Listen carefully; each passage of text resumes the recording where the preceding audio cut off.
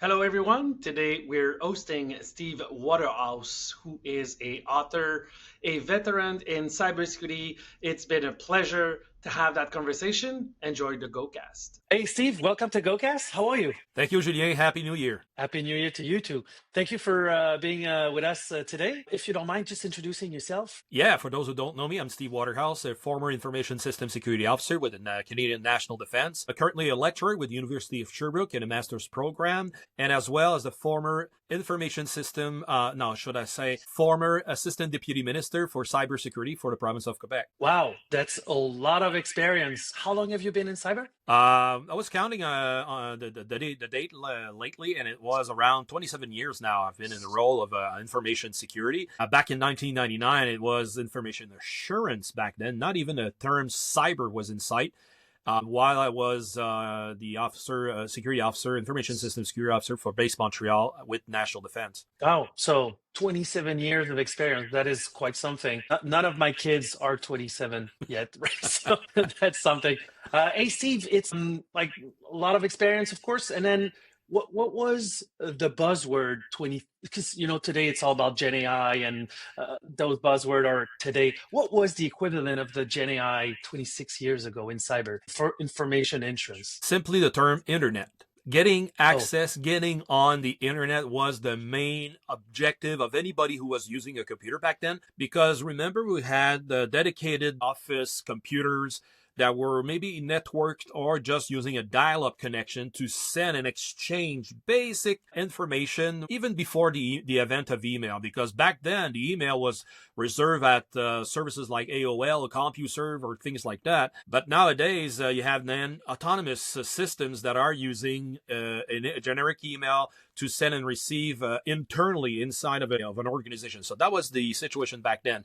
So post Y2K, now you had the openness of the technology that permitted every domain to be structured and then send autonomously emails across the board, which is across the internet back then. So internally for our organization, that was easy, but now getting emails between two organizations, that was another milestone achieved, which we're talking about that today in 2025. And we say, yeah, come on, it's basic stuff. But way back then, you had all of these barriers that had to be torn down. So to permit that connectivity to everyone to send and receive, and further down the road, as of the beginning of 2000, then cyber threat actors were popping up here and there, and they were starting to show that even though we were having fun with technology, there were some dangers and the technology not being secure enough, because initially in its foundation, the ARPANET was not secured, because in 1977, if you remember, you only had about 100 endpoints across the US, and one or two in the UK, one or two in Hawaii, and that was it. That was the ARPANET, the internet of the time. And just look at the IP protocol without any security embedded into IP. It was a UDP protocol. Nowadays, it has been added with TCP. And now with IPv6, you can encrypt a layer 3 packet. So security has been added over time as it was seen, deemed necessary. This is how we evolve, and we're still not implementing IPv6 anywhere so far, but it's coming up. I've been studying that a lot. Oh, it's coming, it's going to revolutionize. Yeah, no, and it's really interesting. I've been interviewing other, I'd say, very experienced and seasoned people like you, and the word that come most of the time from back then is simple. It was much more simple than it is today. What would you say around that? Well, it depends on what system you were using to say was simple, because Windows 3.1 and Windows 95 were not that simple to implement. When it started to network, when the business community started to network everything, but this is when it came with Windows 3.11 and then with Windows 95. Back then, I was using a networking operating system, which was called Banyan Vines. Same thing, it was at the same level as Co-Unix or NetWare. And these were the network operating system at the time. It was a layer aside from any devices you were going to put on the network. And when I was studying this at the Institut Descartes in Montreal back in 87,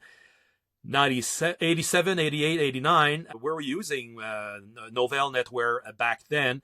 Again, we're not the modern cabling of today was the thin net back then, so coaxial cable. And by such, it was very particular. Using DOS devices, the computers and all, it was simple to just input DOS commands and then you were getting somewhere with something. I put it as vaguely as that because at the same time, you had Apple devices that were using the Apple Talk network, which was a layer 2 networking Apple protocol. Talk. Very, very simple to do. You had a bunch like that on the market at that time. So that was fun to explore all of these variances. But at the same time, when you put the security feature and all of that, it wasn't that simple though.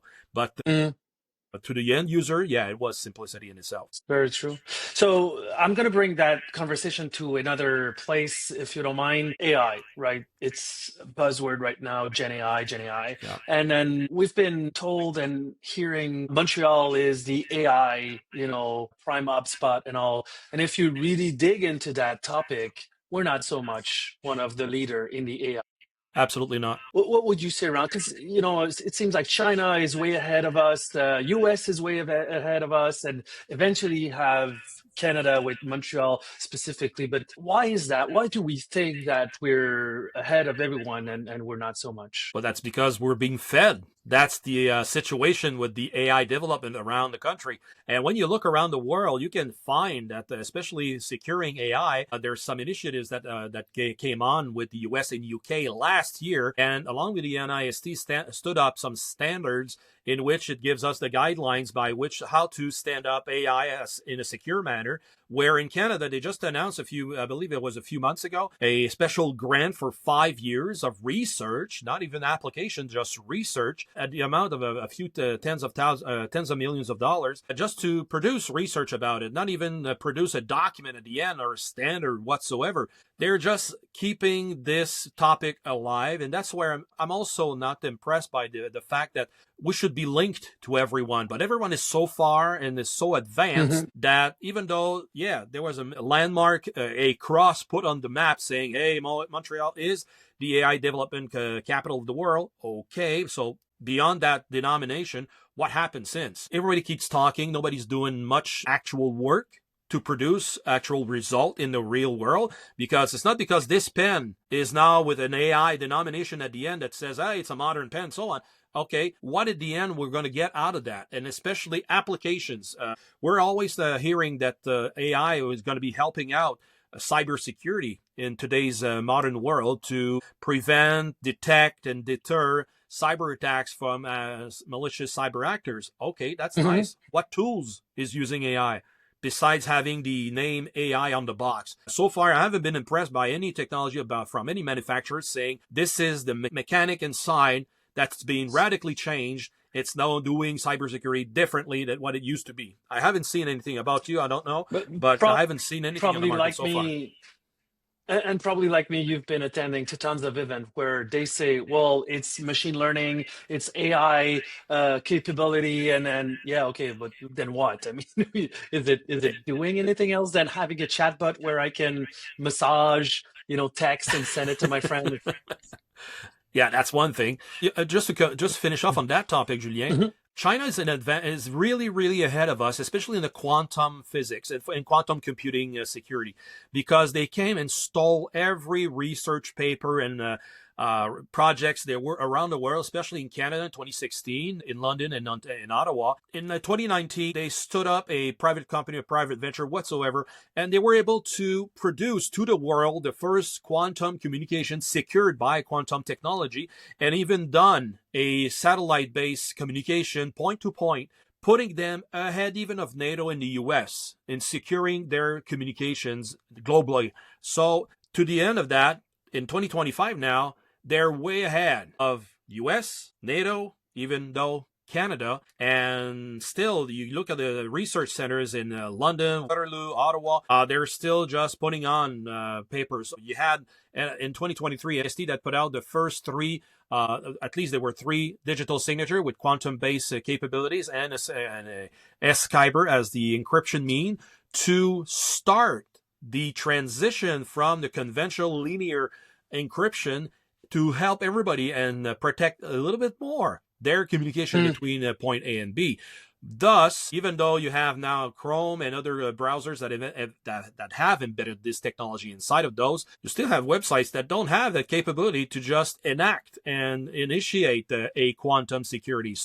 Basically, you still have on the market about 20% of websites that are just enabling TLS security in TLS 1.0, 1.1 still to this day.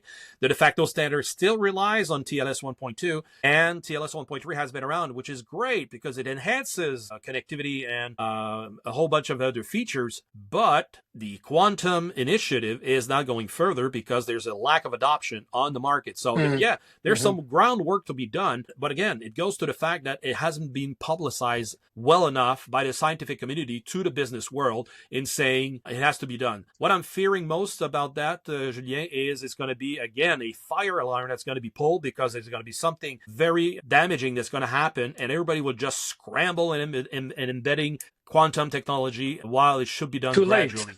Yeah, I see. We've seen that a Very lot. interesting. Yeah. Would you say that we have the same translation with, because, we mentioned AI, we think we're on top, but mainly we're at the low end. I'd say not low end, but, not really the first pioneer, yes, but not leader. The segue with cybersecurity, because we see a lot of, organization events in Canada, from Quebec to Toronto to even Western Canada. It seems like we're organized a bit, of course, siloed, but would you say that it's the same conclusion for the cybersecurity I have to community? agree with you. We are running segmented operations, segmented conversations, just even across the country. I mean, the philosophy that applies on the Western seaboard is not the same as in the maritime with AltSecCon versus what's happening in Quebec and Ontario. Because in Ontario, you have the provincial and federal government that are happening there. Quebec has their reality, and so on across the country. So definitely, I've attended a few of them, like AltSecCon, a whole bunch of them in Ontario and Quebec last year. And I can confirm that everybody has their isolated mindset about addressing cybersecurity. And everybody that presents, and I've presented a whole bunch of conferences here and there, I tend to bring up very important topics. I was one of the few, if not the only one, to those have I attended to, that was talking about the Volt typhoon situation that happened in the Pacific. That's now in North America, in America's telco companies. And I've been poking around trying to figure out, is the Canadian telco companies as much implicated or infected by Volt typhoon operations? Nobody comes back. I mean, that's scary stuff. That means that deafening sound of nobody tells anything says a lot. So it does go to the fact that still there's a lot of cybersecurity that goes by obscurity. And I was hoping for C26 to pass. Now that we're moving into 2025 in an electoral mode, C25 and C27 will be going down the drain. It's going to be 2 years of hard work that's going to be picked up way after the elections, as well as a whole bunch of other topics like that people are not looking forward. Everybody's just looking at the immediate possibilities or immediate problems. They're not forethinking what we should be looking out for, and especially protection of our systems with modern means. Yeah, I feel that you're highlighting like some visionary that are not within those organizations that we would need to address those future projects, future problem, future. Exactly. And I had just to finish off on that topic, Julien, sorry to cut you out, but I had this same arguments and conversations with people when I was presenting the MCN, the Ministère of Cybersecurity and du Numérique of Quebec, back in 2022. I was invited to every conferences and tell us more about this initiative of having a dedicated department or ministry inside of a government agency. So I went on across the board. I even presented in the U.S. at the U.S. Embassy in Ottawa, and people were just saying, yeah, because the Americans stood up the Cybersecurity Director Office back in October 2021. And it was a great idea because although they have a 20-something plus security agencies around the U.S., they felt they needed to have a cybersecurity office just to talk about cybersecurity. So it's a great advancement. So did the Italians, the Germans lately. They just done these initiatives. So across Canada right now, besides Quebec, you have somewhat initiatives being poured out in Nova Scotia. Alberta is way ahead with their initiative, and Martin Dunel, that has the CISO over there. You have BC that's way ahead in digital identity, and again, digital identity has been, in the past 11 years, a running project that's now being adopted by a whole bunch of organizations that will make digital identity possible in the coming short distant future. Agreed. That's really interesting. Steve, there's so much event, as we mentioned, in Canada, but there's a lot also elsewhere in the world. What's your opinion around Black Hat, RSA Conference, DEF CON, B-sides around the world? They have to be. These conferences, well, especially the ones in Las Vegas, they've achieved a notoriety that's incomparable. And when you have these events that brings out what researchers have been doing, not to say just hackers, because they're more than that, they bring what they found. And it's that great mass by which everybody just come around and say, what have you found? And this, if it's blessed by one of these conferences, it's something that nobody can go against what they're bringing to the table. That's great for that. So I say they have to open up a little bit more. I mean, it's a kind of a prohibitive price to go to attend the Las Vegas conferences. They have to go aside from that. I mean, maybe do 2 or 3 events like that, just like to the Toronto Security Conference harbors a whole bunch of cybersecurity training sessions from Black Hat. This is a good initiative, or DEF CON, I should say. They should do that across the place, because concentrating too much at one place at one time, as you know, there you have about 10 tracks that they present something. You can go to all of those. And this is why it's something that should be scattered, if not just to say fractured a little bit, to make sure that everybody gets access to the proper information in time. Because otherwise, you have to consume a whole bunch of information because it's too much at one point. You lose track of everything. Yeah, you're right. You're absolutely right. We have some amount of time per day for all the stuff we have to do.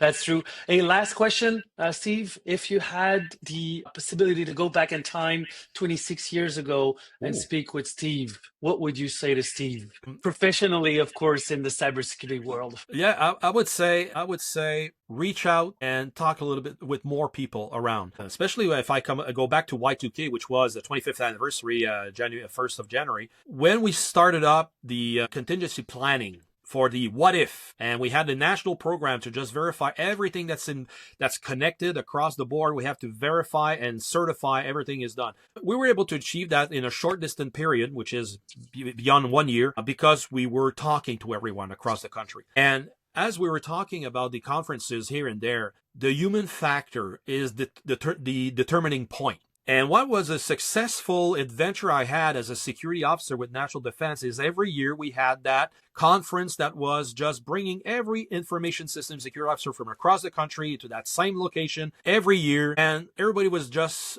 put to par with the latest development, what's coming up, etc. So keeping up that relationship facilitated a lot of problem resolutions, because at a central level, they knew everybody who was implicated, their strong points and so on. So if somebody had a problem, hey, call this guy. He knows about this. Call this guy. So the community was very strong because people knew everyone. And this is why I like your activities, Julien, because you do facilitate that bringing everybody close together at the event of Go Secure, and that makes a lot of difference. So everybody, if they just look at an event as a business thing, it won't go very far, because the community needs to talk with the humans that are involved every day. So yeah, to that Steve of 27 years ago, I would say go on, travel a lot, speak to the people, and make sure that everybody is in contact, because over time, this is how you're going to save your tomorrow if you have something bad happening to you. Well, that's great. And thank you very much. I'll just deflect a bit of your thank you to Anne-Marie Faber, who's in charge of GoSec mostly. Yes, thank you, ambassador, a big fan, but Anne-Marie is really the conductor, if you will. Again, thank you very much, Steve. It was an ultimate pleasure to have that conversation with you today, and have a good rest of your day. Same to you. Until next time.